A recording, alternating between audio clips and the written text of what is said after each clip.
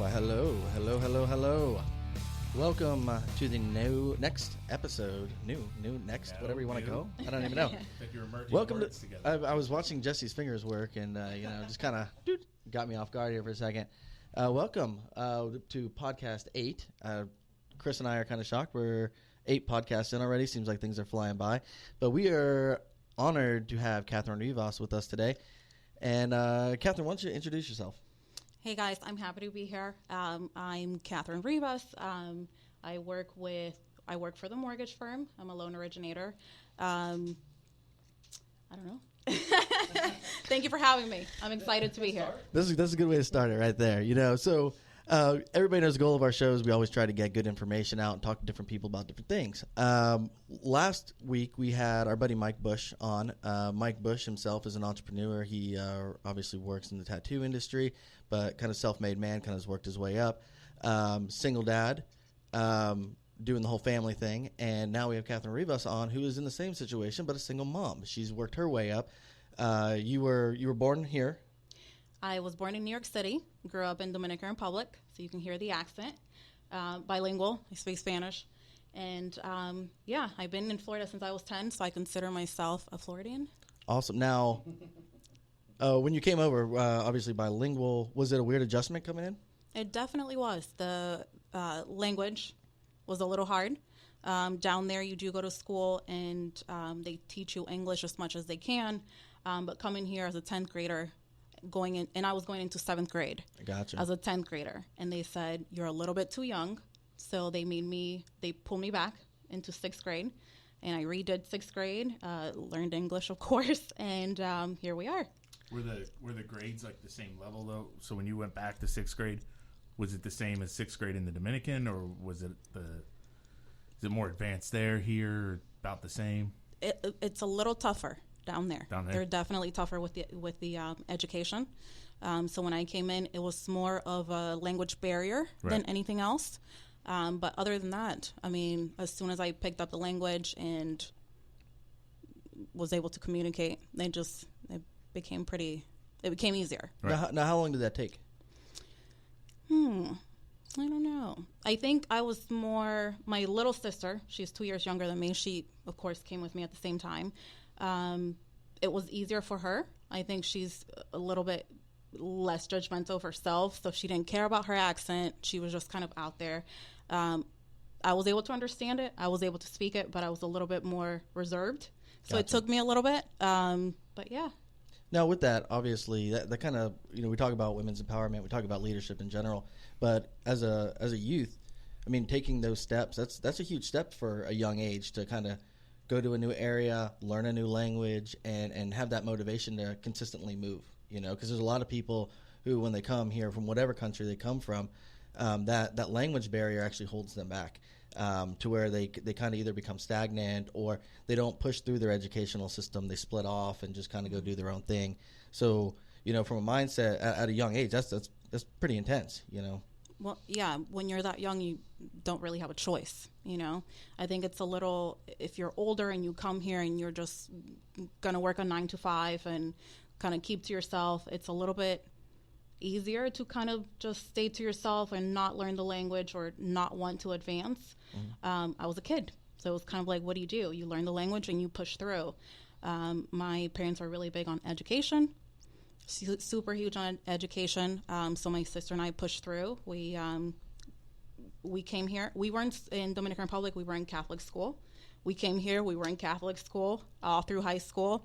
And yeah. Yeah, my daughter goes to Catholic school. So what school? She goes to Ascension. Okay.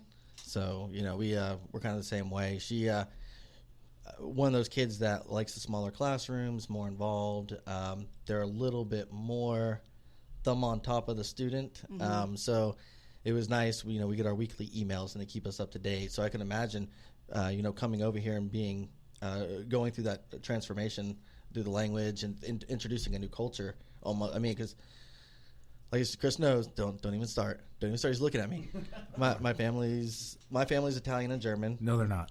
My family's Italian and German. No, they're not. Okay, what is it? What are they? They're definitely not Italian. Fernez is not an Italian name. We've been over this a lot. He is. It's French. You're French. We've decided that. I'm French. You're French. Okay, I'm French. All right. So either way, I'm some genre of white. Like that's let's Swedish. go with that. You're very neutral, so Swedish. Okay. I'll just I'll blanket. I'll just take me. I'm white. You know, that's what it is. And I'm not just white. I'm like uber white. Like I am. Grew up middle class kid. Mom was a preschool teacher. Dad was a police officer. You know, I grew up in the rural area. I had cows in my backyard. They weren't my cows, but they were cows. You know, I remember, looking out my back window and seeing cows out there. And then I married into a Puerto Rican family. Culture shock. Yeah. I think the first time that a guy came and like hugged me and kissed me on the cheek, I was like, ooh, okay. We don't do that. We're more of like the bro tap, a bump, and then we just kind of keep rolling. Like that's how we do it. So there was a whole different culture shock. So I mean, I can't imagine coming here and seeing how one culture does it compared to what you were used to in the Dominican Republic. Chris is a uber white guy too. He's pretty white. I mean, he is. I don't know how to respond to that. just go. Yes, that is true. Yes. I mean, this is the guy who watches wrestling. Like, I mean, and he still believes it's real. Like, like he's like, yeah, I don't even know. Hulk Hogan's amazing. I mean, like, totally. But and he believes in Bigfoot. Do you believe in Bigfoot? Before we go any further. I don't think so. Okay, so we're on the same page. Chris is not. No. What about wait? You're Hispanic. What about chupacabras? I don't know.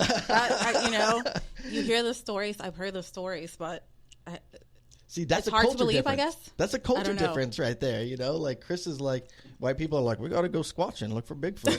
Hispanics are like, beware the chupacabra. So it's so interesting when you start getting into the culture aspect of it. Me, starting to learn about what my wife's family was like, and we were talking before about going to birthday parties. We have a birthday party. They're like, take a picture of the kid with the cake and let's move on. Blow the candles. Yeah, blow out the candles. Now the truth. When you go to a Hispanic party, there's 750 pictures, and they're taken with everybody broken down by cousins, aunts, uncles. Now we got to get boys, everybody. The girls, the parents. Yeah. Yes. So it's totally different. So for me, I'm like, oh man, I just want the cake before it melts. Chris grew up kind of a latchkey kid. We discussed this last week. Apparently, uber white, watching wrestling. Right. White trash is what I like to. Oh man, okay, it's way better. Oh man, that's terrible. Oh look, Chris is like, grew up in Southeast Palm Bay. There were no traffic lights. We watched wrestling. Was your road paved? That's how it was when I came here when I was 10. Yeah. So we came here and there was nothing. I mean, nothing. Yeah, I liked it. And we were used to going to New York City and kind of. Totally different. Yeah, there was nothing here. Yeah, I like it. I wish it would go back that way. There was like one car. It's too congested one now. car out on the street. Yeah, Chris is out there in the meadow trying to get abducted by aliens. That's where Chris is at. Somewhere quiet. Yeah, somewhere quiet, just talking about things. Squatching in the woods. But we one of the reasons Chris and I do the show is being able to meet people like you. I follow you on social media, and one of the things I notice you do, you're always kind of posting, positive things, good mentality things, development aspects of it. What did you do? Obviously, you went through your school. How did you get to the position you're at now? In mortgages? Yeah. Well, I was in college. I just kind of needed a part-time job, and I picked up a front desk job with a mortgage broker. And then from there, just kind of learned. I've met my branch manager, Sarah Heidi, there. So we've been buddies since 2010, and got kind of bored sitting there at the front desk. Got my hands into all the departments that I could. Did a little bit of QC, processing, junior processing, and then processing. And then within a year, Sarah and I were running a processing department in the office, and I was kind of the head of it. From there, we left the broker. We went to the mortgage firm, and I was processing, loan partnering, and I helped Sarah with, I was the assistant branch manager for the office. Sarah and I were at the Melbourne office, Sarno office, and, she wanted to break off. She took me with her, And we went from 2 people. Right now we have 11 in our office. Super proud. And you have a friend of mine over there too, Ashley Cahalan, correct? I love Ashley. That's my buddy. She is awesome. She's actually going to be doing some stuff with me on the side. I've obviously known her husband for a long time through law enforcement. He's also a police officer. Great guy. One of the nicest dressers. Well, I'm going to say it to the camera. Tommy Cahalan is one of the nicest dressers in law enforcement. I'll just throw it out there. I think Ashley dresses him, but that's about all I can say. He is the only guy I know who can get away with wearing a sweater.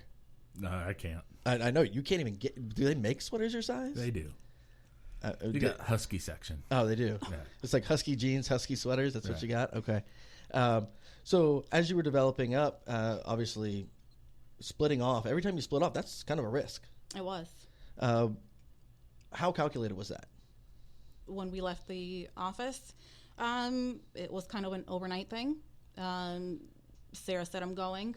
That's and awesome. I've known her for a while, and I said, I'm in the industry because of you, so I'm going. Let's go. Awesome. I feel like it was, did you ever see Jerry Maguire? Did you see Jerry Maguire? No. Then this is not going to be any good now. Never mind. Move on. Wait, hold on. You don't remember the part in Jerry Maguire where he gets fired and he goes, I'm leaving and I'm starting my own agency and who's coming with me? And nobody stands up. And then finally Renee Zellweger stands up. She's like, I'll go with you. And they marched out of there proud and went and started their own Jesse firm. was totally in that whole thing. I have no idea what you're talking about. It's a and sports movie. I don't expect you to have seen it. It has nothing to do with hockey. It does have Tom Cruise and Cuba Gooding Jr. I do remember that. That's the Show Me the Money movie, right? Yeah. Okay. That's the. I never watched it. Oh, well, it's a great movie. I know there was like a little kid in there. Right. That's all I remember. Yeah. Like, and you were probably like 7 when that movie came out, so I don't even think it would apply to you unless you watch like black and whites on the TV. You're older than me. Just remember that. I'm older than you, but I don't watch like crappy movies. It's not a crappy movie. It's a great movie. Look, okay, so Jesse's okay. We're gonna go to the viewers on this one. What is it called? Jerry Maguire. Jerry Maguire. Okay, we're gonna see what people say about Jerry Maguire. I know people are gonna make fun of you at work tomorrow. No. That's all I'm saying. First off, I took tomorrow off, so no, they won't. And B, no. I think the majority of people have seen Jerry Maguire and will agree it's a great movie. All right. What we're going to do is we're going to take a break, and when we get back, we're going to discuss more personal development with Katherine, and we're going to see where we go from there. All right.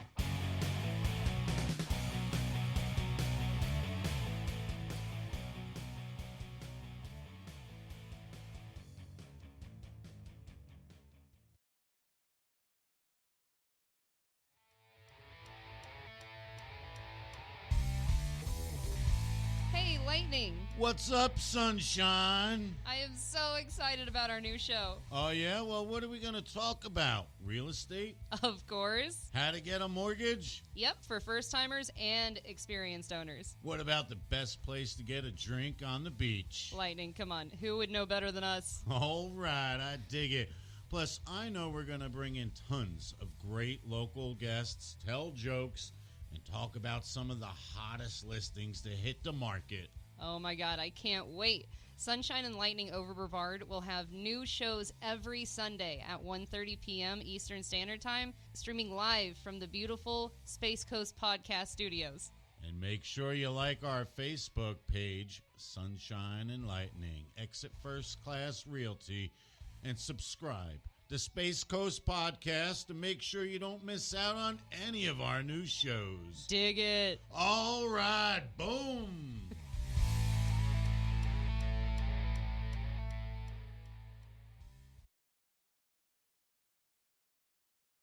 Hey, make sure you check out Space Cowboy Justice with your hosts, Blake Stewart and Paul Daly. We're going to be talking about interesting legal issues in the entertainment industry and everything geek. If you're into Star Wars, Star Trek, Lord of the Rings, comic books, we're talking about it. Coming at you from the Space Coast Podcast Studios. You're listening to the Space Coast Podcast Network. If you'd like to be featured as a guest or sponsor or even host your own show, please email us at spacecoastpodcast@hotmail.com. That is spacecoastpodcast@hotmail.com. Space Coast Podcast. Talk hard.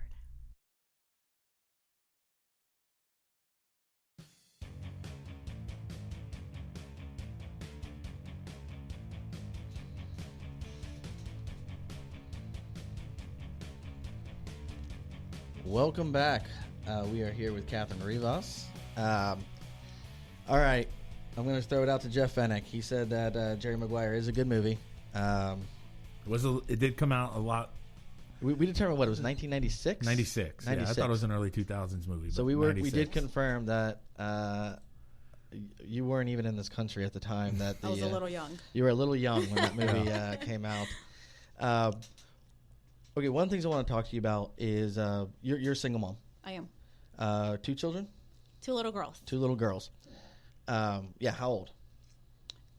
6 and 8. 6 and 8. Put her on the spot. She's like, man, I don't know what my kids are. I mean, they're like, They're about to turn 7 and 9. So no, trust me, I know. It's like weird. people ask me, my 8-year-old's about to turn 18. Yeah, it's crazy. Like in the last year, how she's turned into a teenager at such a young age. All of a sudden. Yeah. No. I mean, she's one of your children.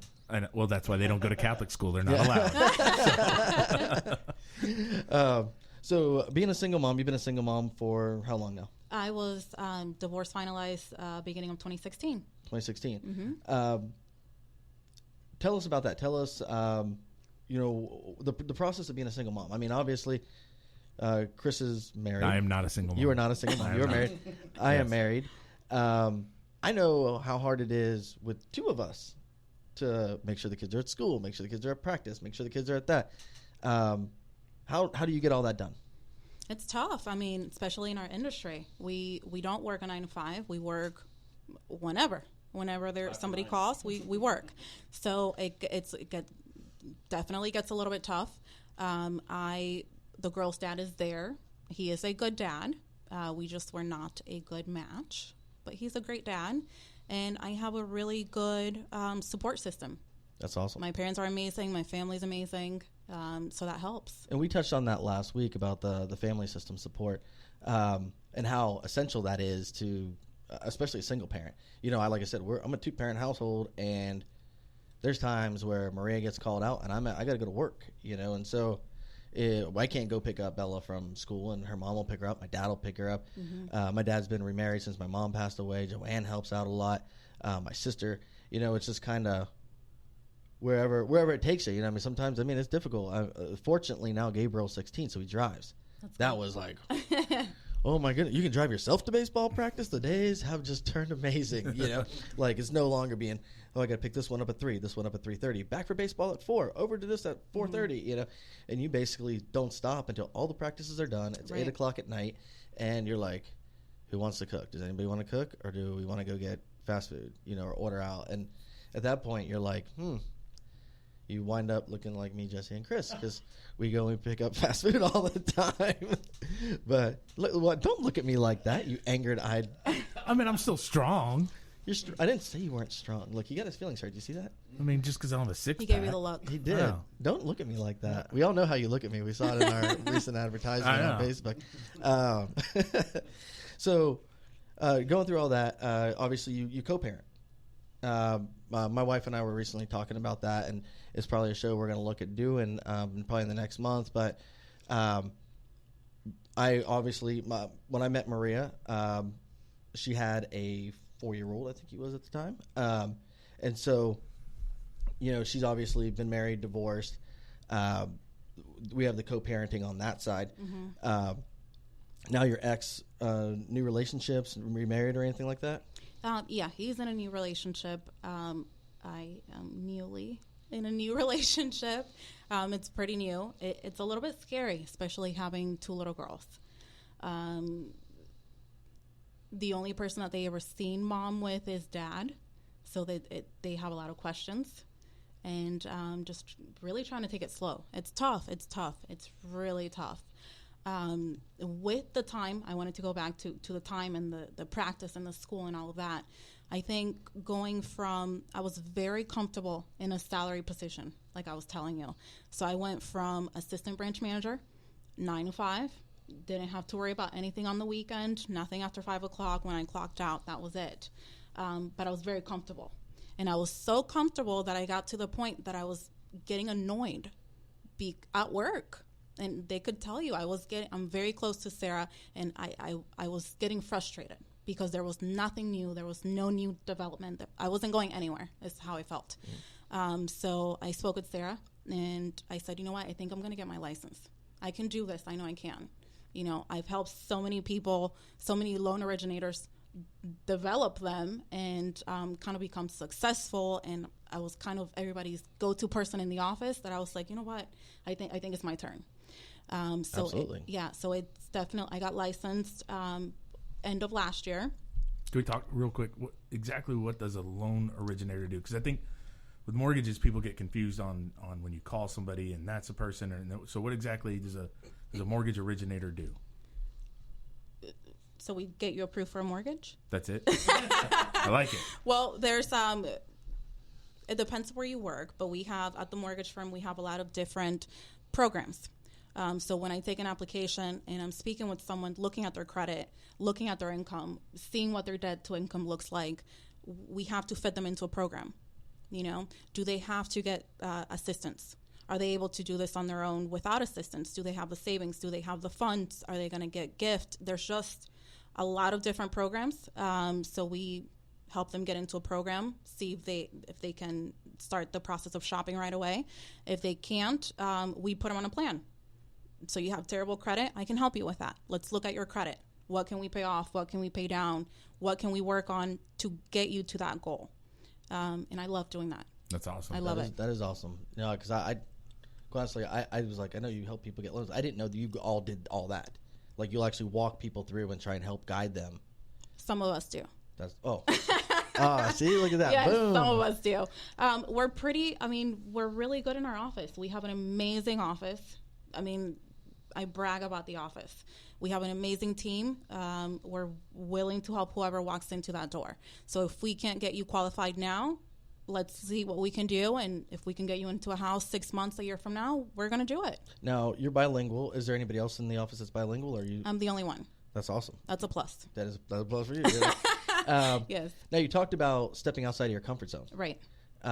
Even coming on the podcast today, you said was kind of outside your comfort zone. I have never gone live on Facebook, ever. So this is, yeah.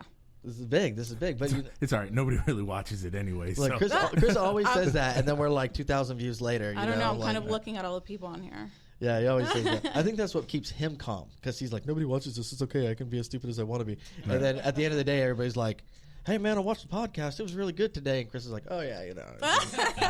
That's just how things go. You know? That's just me. You know? We just show up, we talk, we leave. Yeah. So stepping outside that comfort zone, you talked about just coming here, but leaving what you left at average 9 to 5 to go explore new options. I mean, how much has that meant to your life mentally, physically, family-wise? It's a little tough. It's a lot of getting used to. But it's giving me a lot of time. I don't have to be in an office 9 to 5. I have my laptop with me 24/7, but I don't have to be in an office. So if I can wake up and be able to drop off my girls at school and have breakfast with them, that's a plus. So if I have to work, till 8 at night, 9, 10, pick up the phone, that's fine, because I was able to have breakfast with them, or, go in and have lunch with them. Now, we talked about family being important, so that time with your girls is huge for you, Of course. I mean, it's huge for most parents. I mean, Chris and I work in a field where... Right. Well, I think we talked about that last week. The absent parent, how people can do that, it still boggles my mind. I don't understand how someone can have a child and then either you just walk away or you get divorced and one side says, nah, I'm good, and just leaves. I don't understand that. And so...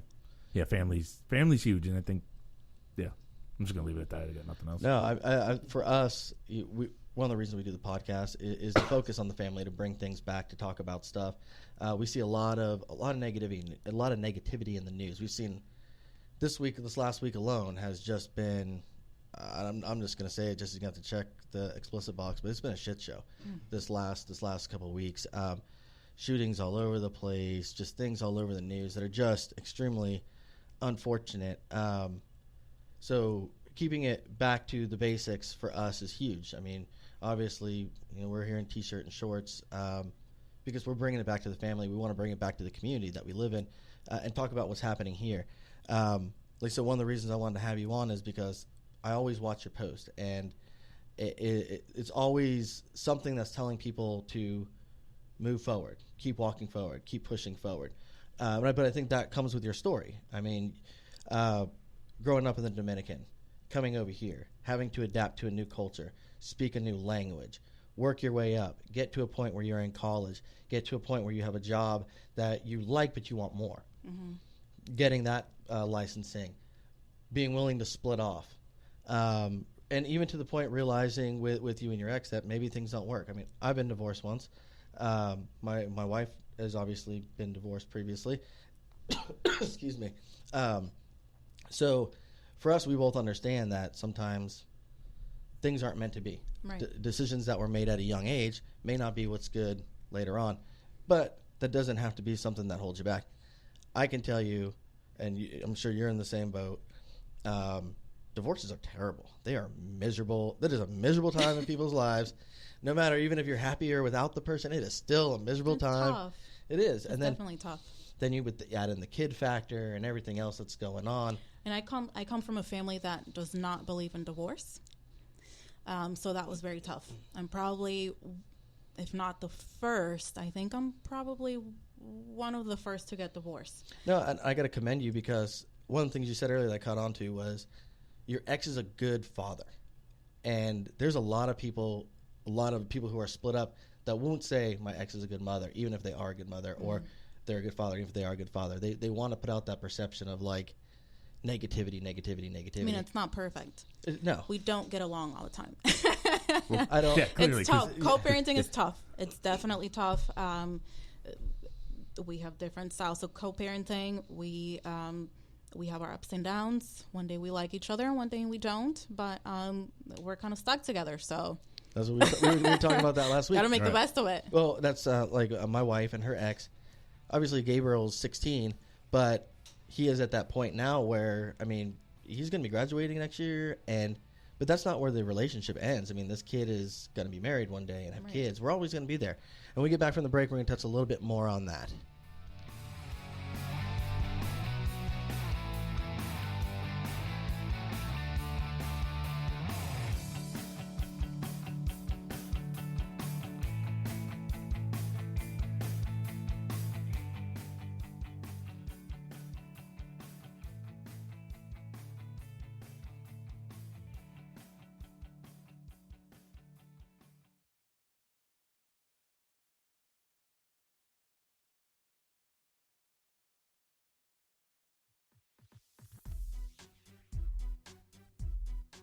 All right, in the studio, breaking news. This guy literally just broke down the door. He's got incredible news.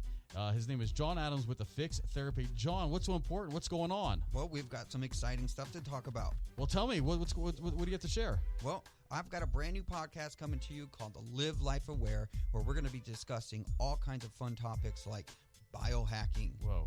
Yes. We're going to be talking about integrated medicine. Mm-hmm. And we're going to be talking about some really new hot topics in Florida with medical marijuana and CBD. I see. Well, that sounds exciting. So what else can the listener expect? Well, fun facts of the body. Did you know that one red blood cell carries 1 billion oxygen molecules? That's a lot. I had no idea. Yeah, so if you looked up into the night sky, right, you could take every little star and put them on one red blood cell. Oh my gosh, that's incredible. So all kinds of trivia, surprise guests, and things that you're not going to hear about just hanging out in your family practitioner's doctor's office. Absolutely. We're going to be talking about all the stuff you're not listening or hearing from maybe your general practitioner. Amazing. All right. Thanks so much, John. Live Life Aware, guys, coming soon from the Space Coast Podcast Studios. Jesse, have you ever wondered what is the best way to interview applicants for your open position so you have the best chance of hiring a keeper? All the time. Well, I talk to managers every day, Jesse, that use their gut instinct to make a hire. Sometimes that works out, but more times than not, it can lead to a bad hire. Replacing a poor hire can be expensive and hurt morale. One of our most popular service offerings at HR Office Savers is teaching employers how to be better interviewers.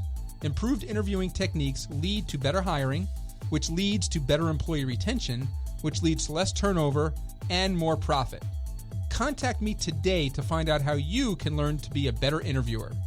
I can be reached online at www.hrofficesavers.com or by phone 928-308-4506. Again, that's 928-308-4506.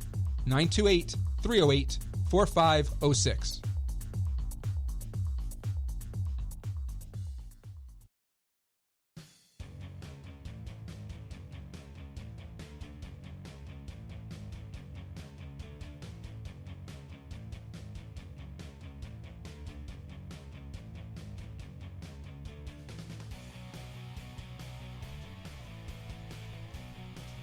All right, we are back, and once again, we were here with Katherine Rivas. You didn't roll the R that time. The first time you said it, you rolled the R. Rivas. Now you're back to being, I guess, uber white. Uber white. I went uber white again. I'm sorry. Right. I apologize to my wife. I went uber white for a second, honey. I'll cook later. It'll be delicious. I promise. But just to finish up on what we were talking about a minute ago with the co-parenting aspect of it. Much props, like you said. There are times where people don't get along. People do get along. We've with Maria and I. Her ex, it was obviously rocky at first, but same situation. Maria did the same thing. She was kind of like nervous about introducing me to the kids or to Gabriel, because at that time she was like, I don't want to introduce any new person unless I know this is a person that is a possibility, because she didn't want to, like you said, they've never seen anybody other than the dad being there. Right. So it's one of those things you don't want to keep introducing new people, unless you know something's going to be long term or work or whatever. So it is weird, It was definitely weird being the guy, I didn't have any kids, right. So walking in being like, "Hello, how are you, small human?" I like your mom. Yeah, your mom's pretty cool, And Gabriel didn't care. Gabriel was like, "You want to color?" And I was like, "Sure, let's color." That was how we met, like coloring, But it was weird, like for me, I was like, "This is going to be interesting. How do I say hello to a 4.5-year-old?" It's like, how do you make a good impression? Do I bring candy? I mean, what do you do? I mean, that's creepy. That's creepy. That's creepy. That gets you on a certain registry. That's creepy. Yeah, you have to be careful. But with that. Here, I have a puppy and some candy. Right. And they're like, "Oh no, nay, those are red flags." Especially with the van you drive. Yeah. It's all. Shh. We won't talk about that. But very interesting. Moving forward, I think that's awesome that you guys can co-parent. Because there's a lot of people who cannot. They don't even talk to each other. We're halfway there. That's good. That's. But at least you're working. You're not just screw it. You guys are still working on it, and I'm sure it's a work in progress and not ever perfect. Right. Yeah. No. I mean, like I said, there's we finally got. And me and Maria have been together. You better know this. 13 years. Long time. So now it's like we can go. Everybody can go to the beach and have a barbecue together, but. It hasn't been since 2016. It's been a long time. Not there yet. Yeah, it's been a long time with us, but it took a lot of time in development. Now, during the break, Chris started asking a bunch of mortgage questions. Yes. And it was cool because Chris always does that. Like, he'll wait till the break and be like, "I have no idea what was going on. Fill me in more," And then we come back and I'm like, "All right, that was a great thing to talk about." Well, that's because I can't get a word in because you don't stop talking. I told Catherine before we started, I said, "Look, if you want to get a word in, you got to just cut them off." It is. It's like merging into I-4 traffic. You just got to go, and Steve will stop. They always stop. He'll stop, but if you don't, he'll just go. See, because I'm always afraid, I'll be talking, and then Chris will just go, like he said earlier. He'll be like, yeah, I agree. And I'll be like, so anyway, so I have to, keep it going, boys. Yeah. So what else you want? Christopher? All right, so during the break, we were talking that my wife and I, when we bought the house we're in now, we originally started with a large bank, right? Yeah, I know. And she's like, no. Don't say it. No, we started with a regular bank to get our mortgage through because that's who had our original mortgage on the house we owned previously. So we thought it'd be nice and easier just to stay with them. We had all of our checking, savings, money market, everything was with them. So getting the mortgage should be easy. I talked to the guy on the phone, gave him my information. He's like, yeah, no problem. Originally, I didn't want to pay any of that PMI. I think it's stupid to have to pay insurance on my own mortgage, but whatever. And so the guy said, look, we have a 5% thing, 5% down. You don't have to pay PMI. Here's your credit, your income. You qualify, no problem for it. So we put the offer in on the house. We get approved. 15, 18 days into the process, he calls me up and goes, hey, I was wrong. You guys don't qualify for this exact mortgage, so we're not going to be able to do that one. And I was like, all right, cool, man. Just switch me over to that FHA, 3.5% down. We'll pay the PMI until we get some equity in the house, and then I'll get rid of it. He's like, all right. So I said, all right, cool. So we're still good to close in 2 weeks. And he goes, oh, no. We got to start all over again. It's a 30-day process. And at that point, I kind of lost my mind. I wound up at the office getting into a local lender. No. First, I wound up in their office of the large bank, and I had a good discussion with that guy and the manager. And then, luckily, a local lender came through and bailed us out. So you and I were kind of talking about the differences between a large bank and a local lender, right? And what exactly I think that's what I meant when I asked you earlier about what does a loan originator do. I don't think people understand like what the process actually is to get a mortgage on a house. Okay, so I've never worked for a retail bank, but from what I hear, the loan originator kind of takes your application. If the credit looks good and you have the funds, they take the application, they think you qualify, and then they kind of send it off. Processing and underwriting is usually not right there at the branch. So they have to wait for this underwriter to get back to you or the processor and say this person qualifies or they don't. With a local lender, and I was telling you guys, a lot of the local realtors will not take pre-qualifications or pre-approvals from retail banks. And you agree. They will not take them because it's not... it's just not good, what he's saying. Right, they're not really as guaranteed as well as... They're just not, I guess they're not as solid. So when you go to most of them will refer their clients to a local lender.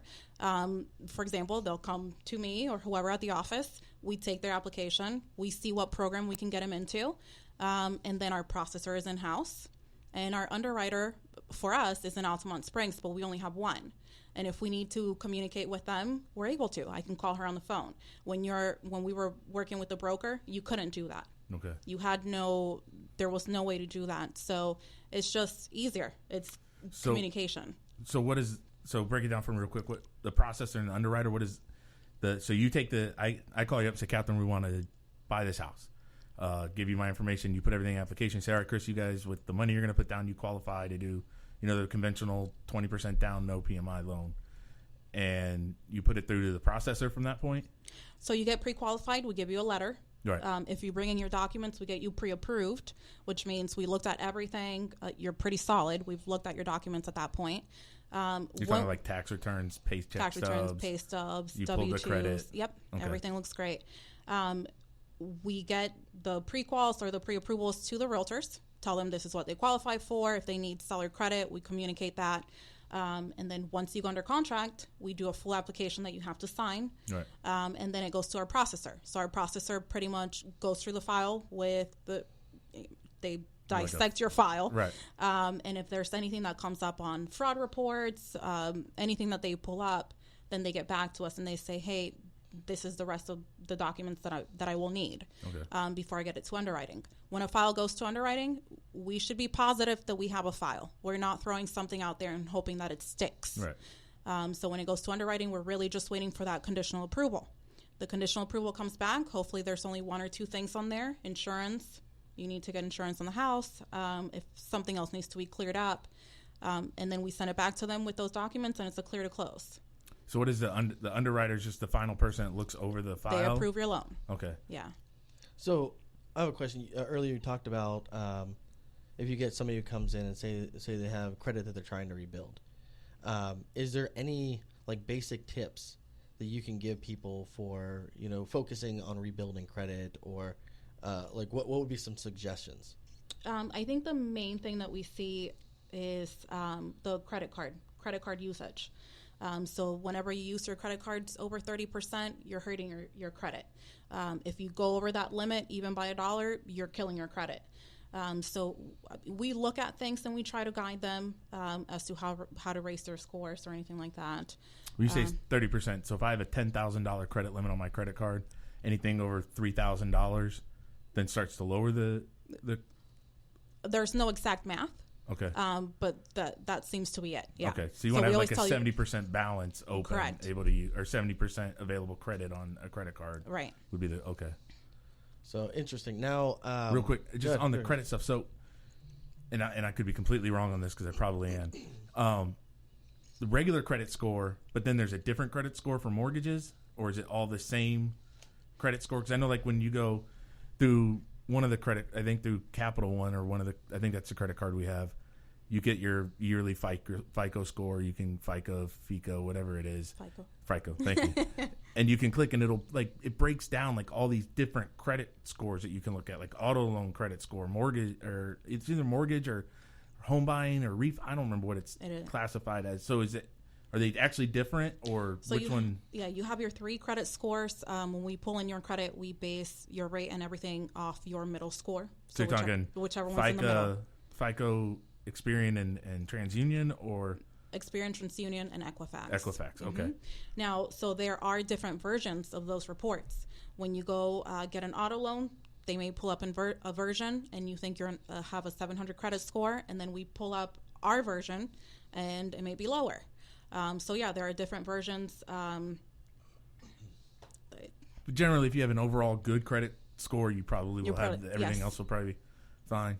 Interesting. I know it was funny because I was looking at somebody's thing the other day, and it was talking they were going to buy a car, and what they didn't realize is that the car company was calling all these different people, and they pull your credit 20 times. Yes. So, and that'll hurt you. That will. So say you go to buy a car, and they call whatever bank and then whatever bank and then whatever bank to try and get it. Every time that bank runs your credit, it's dinging you down. And I don't think a lot of people realize that. I haven't bought a car like at a car dealership in a long time because I'd rather just pay it and be done. Yeah, let me give you a pro tip. As somebody who's bought 1 or 2 cars in his time, I've learned that it is much better to just contact your bank and get pre-approved so you know how much money you have, and then that's just one process out of it when you're dealing with the dealership. You can just go, look, no, I'm going to pay you $15,000 for that car. Okay, what do you need financing from us? No, I have it. Here's the check from Bank X. That's it. I don't want to deal with anything else. I mean, they're still going to try to get you to get their, let me pull it and see if maybe we can get you a better rate and all that. And no, just this is what I want. It's funny. Ashley and I are talking a video we're going to be doing soon. Has to do with the thought process of that 18 to 25-year-old lifestyle. And one of the big things we're going to talk about is credit card usage, because I think a lot of people, when they're in those early years of college, they're like, oh, look, hand went up. Oh, I did the same thing. Think about all the guys we know getting to law enforcement. They get those first few checks, and they're like, I need that King Ranch. Oh, yeah. Everybody goes and buys a brand new truck. You know, as soon as I say everybody, I did it. As soon as I got hired, I got that first check, and I went, yep, I need me a new F-150. I want to extend a cab, but you know what? I'll spend an extra $6,000 on that crew cab. Oh, you mean I'm rolling over $8,000 because I'm upside down in the Tahoe? Who cares? Just do it. Yeah, I need those rims. Right. I need those tires. No. I never put my new truck. Yes, but on those, no. But yeah, you don't pay attention to that stuff, and you don't realize how far in the future that stuff's really going to affect everything else you do. Oh yeah, there's people you talk to that. So we got a question. Oh, we got a question. How can one recover of a one-time late mortgage payment? The older that mortgage payment is, the better it shows on your credit. There's really no removing it. So just time, time is just going to help. Yeah. Does it help if you pay towards, like you make an extra, what is it, the principal payment? Right. Like I know there's a lot of people that are like for me, I think only like $400 goes to my principal out of my ridiculous mortgage. So I know a lot of people that are paying double that, like just towards the principal, just to try and help build their credit.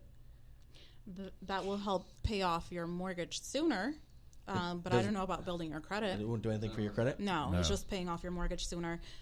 With the lates, and I try to tell people, just make sure that you don't have a 30-day late. So it's not going to count on your credit until you are 30-day late.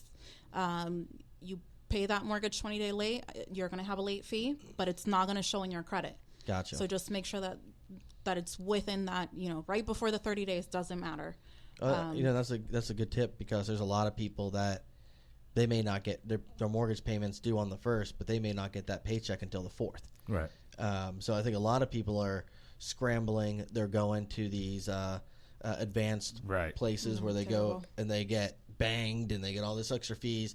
I mean, that just puts them more into that poverty cycle, that being house puts them behind even more. Yeah. So, that's a good tip that I think a lot of people could probably benefit from, that, may want to wait till that 4th or whatever. There was a question on there. She said, during the hurricane, when the government hit, I would say call your bank. There were a lot of banks that were helping homeowners, especially during the hurricane. So they were giving, I know one person that had, not really sure how they worked it, but they were able to extend their payments or split their payments within so many months to be able to catch up. Yeah, I saw ones where if you called them, if you were in a FEMA disaster area, you can call your bank and you could skip the payment, but you just didn't have to pay them that month. They added it on the back end of the mortgage. So instead of 360 months, if you had a 30-year mortgage, it was 361, 362 months they had to pay, but you didn't have to pay, whatever, September, October. Yeah, that's a great question. But you have to talk to your bank. Like, you have to talk to them. They don't know what's going on. They just know that you haven't made the payment. So you're going to keep getting the calls and you're going to have those lates. Definitely speak to your bank. They're willing to help. Yeah. What if, so you said you would help somebody, or at least give them a guidance on what to do to fix their credit or help build their credit. So I think most people have your car payment. You got 1, 2, 3 credit cards, maybe a mortgage. Do you tell them, hey, look, these are what's better to start paying down? Is it better to pay off? Because if you listen to like Dave Ramsey and some of those guys, they'll tell you, high interest credit card, revolving debt, stuff like that. Definitely your credit cards. Like I said, with that 30%, your car payment is going to be your car payment. So even if you make an extra payment this month, your car payment's probably still going to be your car payment. Right. I know with mine, if I made an extra payment, it just went towards the next month. So they weren't even taking it off the principal. The credit cards are a big thing. Yeah, I know a buddy of mine was talking. He didn't realize it, but he skipped a payment, say like January-ish, of last year. Well, then he started going back to paying February, March, normal. Well, all those months that he had still missed that payment were showing that he was delinquent every single month, because they were just catching up to that first one that he had missed. Right. So he had probably 9 months straight of delinquent, derogatory marks on his credit, because he had never done a Credit Karma or anything like that to actually see where he was at. And all of a sudden he did. He was like, oh my gosh, I have all these black marks, how do I fix that? And it's like you said, it takes time, get caught up, doing everything right. I wonder too, so I think people think they already have a house and have a mortgage. It's easier that they'll automatically get approved for another mortgage if they want to go buy another house. But that's not necessarily true, right? Because they could have destroyed their credit or tacked on a bunch of extra debt since then. What about, is it easier to get a refi mortgage than a regular mortgage, or do you guys look at the same thing when you're doing that? I mean, we're still looking at your credit score. I guess with a refinance, what we're looking at is, are you trying to just get a different rate, a lower rate, or are you trying to do a cash out? Right now, rates have gone up a little bit. So people that have had a mortgage for, 3, 4 years, rates are a little bit higher. But now we have a lot of equity. Houses have gone up. Right. So a lot of people are doing cash out refinances. Sometimes they don't make sense. A lot of time they do. If you have a lot of credit card debt and your interest rate's 28%, it makes sense to refinance and pay off those credit cards when your mortgage has. And then cancel those credit cards, right? Because you don't want to cancel your credit cards. No. That'll kill your credit too. Really? It's all about history. Look, just I'm learning. History, yeah. Okay. So if you close a credit The card only that you've reason I had. say that is just because I know most people, and I did this once, is I paid off all my credit cards with my tax return. I was all excited, and then 6 months later, I'd racked them all back up. And you're like, well, I guess I'll just start all over again and start paying back on it. So that's why I didn't know if just canceling it so you don't have that ability to do it, but your history on it. You need history. Definitely need history. If you pay them off, you want to use them every month. That's what reports. Your credit card's reporting is what's building your credit. A lot of people don't understand that. So they'll have a credit card and it's just sitting there. They're not using it. That's not helping them. Right. So you still want to use it, even if it's just to get gas. So go get gas and then just pay it off. Because they don't care if you pay it off as long as it's open and you're using it. So if I spend $200 in a month in gas and then pay it off when the bill comes in, they don't care. The credit reporting companies don't care. They just notice, all right, good, look at that. He's making his payments on time and he's making... Right. You're being responsible. Now I have a question on There's a lot of people I know who want to pay their house off totally. And then I've heard other people say, don't do that. Pay it down to about $20,000. That way you don't lose your homestead exemption. Now, what is the thought process on that? Is there a thought process? Because, like I said, one person said, pay your house totally off. But if you do that, you're going to lose your homestead exemption. Why would you lose your homestead It's exemption? still your primary home. So you have homestead as long as it's your primary residence. Gotcha. The minute you turn it into an investment, then you will lose it. Okay, so you could pay your house totally off and you're not going to lose your homestead.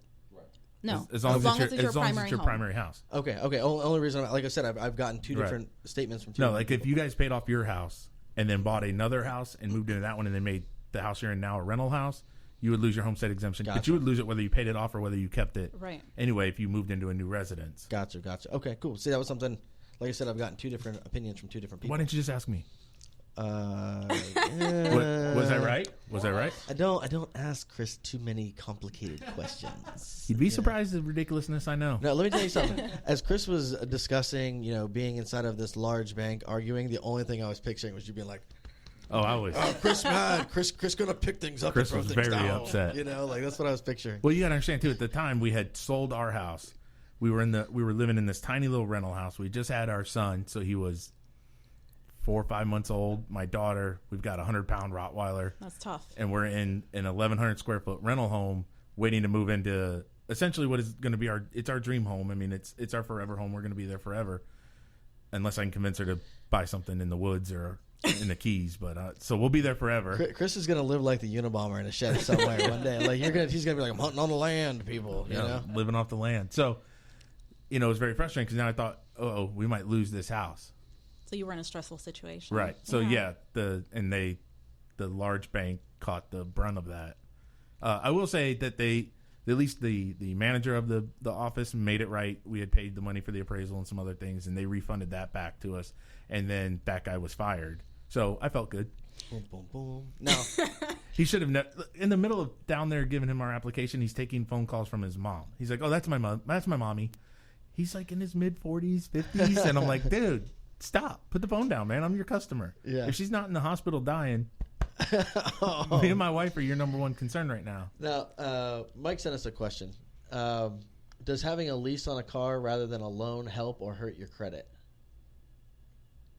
Considering it's more like you're just renting the car. Like, does that... I'm not sure. It's still an installment loan. A payment is a payment. Yeah. As long as you're on time with either one. It's still an installment loan as long as you're not late. Dude, Everything should be fine. They don't look at it, I guess, as debt to income, or they would still. Any monthly payment, any monthly payment, whether it's a lease or a regular payment, it's still a payment. So it's still counted towards your debt to income. I don't think so. I'll double check on that, but I don't think there's a difference. Interesting. I'm supposed to ask about a boat loan. If I got a boat loan, would that hurt my chances to get a mortgage? Your payment's probably going to be a little bit high. So right on the home, but the boat they'd be low. So Catherine, Chris really wants a boat, and so if you could just for a second, just go like this, just like lie for a minute and go. That would actually help you get better mortgage loans. Well, that would like really go in Chris's favor. But if we refinanced our house and did a cash out and paid off all of our debt, then I could go get a boat loan, and we would actually our payments between our mortgage and the boat loan would be lower than what we're paying now on some of the other stuff. So in the end, it works out better. So I agree, Catherine. I should get a boat. I will help you with a cash out, but I don't. You'll have to. Right. So Catherine said we're getting a boat. You heard her. Nora, you heard her. We're getting a boat. Oh man, yeah. We're both people who've been divorced. We're not. Neither of us are going to be like, we're not going there. We're like, I like your kids. Kind of want them to have 2-parent household. Kind of just gonna have to come home with a boat one day and just deal with the ramifications. Is she posted? I'm waiting for. He'll have a very nicely, paid off house or whatever, all those things. But there'll be a fresh plot of dirt about 6 foot by 5 foot wide in the backyard that'll have a little stick next to it named Chris. Right. Nora will live a happy life though. You know. So going back to what you've been doing, great tips. There's a lot of people like me. We're asking questions right now. Any other things you can suggest? For people who are maybe thinking about buying a time, home, right. a first-time buyer? I think the main thing is a lot of people think they don't qualify, so they don't even try. Call us. Try. We'll let you know. If you can't right now, then you can't. But just try. Why not? I mean, there are a lot of programs right now. FHA is meant for first-time home buyers. We are able to go down to a 580 credit score. If your score is under a 620, it is a little bit of a tougher process, but we do them all the time. So yeah, don't. What if I have a rent low... right now really sucks. Rent really sucks right now. So if you can buy, at least try. And it still matters on your credit score, right? So even if I have a low credit score, but I make a lot of money, that doesn't matter, right? Still, or will it eventually even itself out? How or no? low of a credit score? Oh, I don't have low credit. I don't think. You'd have to ask my wife. If you have at least. But I think some people think that too. Like, oh well, I've got all this money, or I've got 20% down. But if you still don't have the credit, then it doesn't matter. Work like that. No. So we definitely have to get the credit score where we need it to be. Making a lot of money helps. It definitely helps. Your debt to income will be low. You probably qualify for a higher mortgage. But yeah, we need your credit score. Awesome. Okay, we'll go to break. Are we done? Oh man, we're done. That was quick. We have been talking. We've been just going off. No, that's awesome. Everything you've been talking about. I had like 50 today. more questions and a great Dominican story to tell about getting chased around by a guy with an AK. But okay, I guess we'll just have to do this again.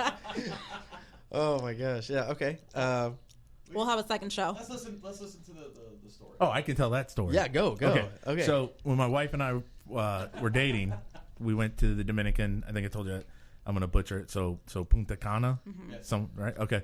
So we stayed at a resort there. She wanted to go horseback riding. I looked at her and said, "Oh, okay, you go have fun. I'm not going." So I wound up going horseback riding. We signed up for the excursion, and we're walking down the beach. And as we walk down the beach, we get these signs that say, "You're now leaving the resort." Pretty much saying, think twice about what you're doing. You're about to leave the resort. There's security for the resort, armed security there, and they're like, "Are you guys leaving?" And we go, "Yeah, we got a horseback riding excursion. I guess we're going over that way." And he's like, "All right, have fun." So we go. We meet up with this local guy there, and my wife gets a horse, and he gets a horse, and he looks at me and goes, "How big are you?" And at the time, I was a little trimmer. I was like 225. He's like, "Oh, you get the big horse." Okay. So I get the big horse. We start riding. All of a sudden, we're riding down some trail, and now you got to understand, I don't ride horses, so I don't understand giddy up and yeah. I'm looking for. I was picturing you on a horse, like. Right? No, I'm looking for a gas pedal and a brake. There's none of that. So we're driving. We're riding down a trail, and all of a sudden he stops and jumps off his horse and starts to walk into the woods. And I'm like, "Hey!" And he goes, "It's okay. I go pee pee." I'm like, "All right, do what you need to do." So he's in the woods. Our horses are eating leaves off trees. He comes out and gets on the horse. Well, as he comes out and gets on the horse, two guys emerge from the other side of the woods. One has an AK and the other one has a shotgun.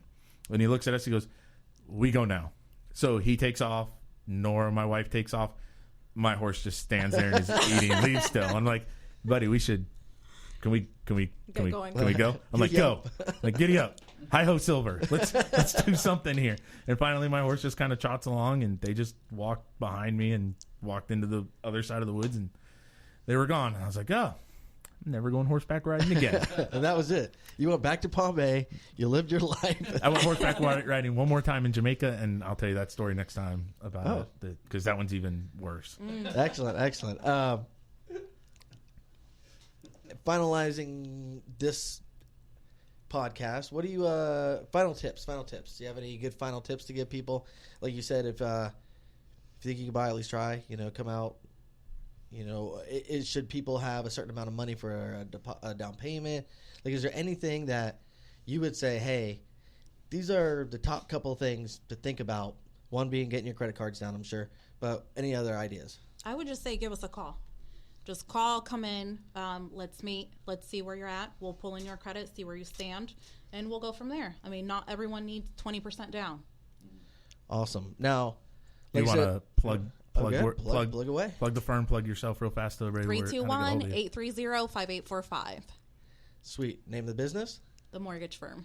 And you are? Katherine Rivas. Bam! All right. She didn't roll the R either, Chris. Yes. Rivas. She just did. And it sounded way better than you roll your... No, stop. Stop it. Gosh, it makes me go back to being uber white. Like I said, everybody, thank you again for watching the podcast. We'll have this up on YouTube later. Jesse, thank you for doing everything you do, and we will see you in a couple of weeks. Woo!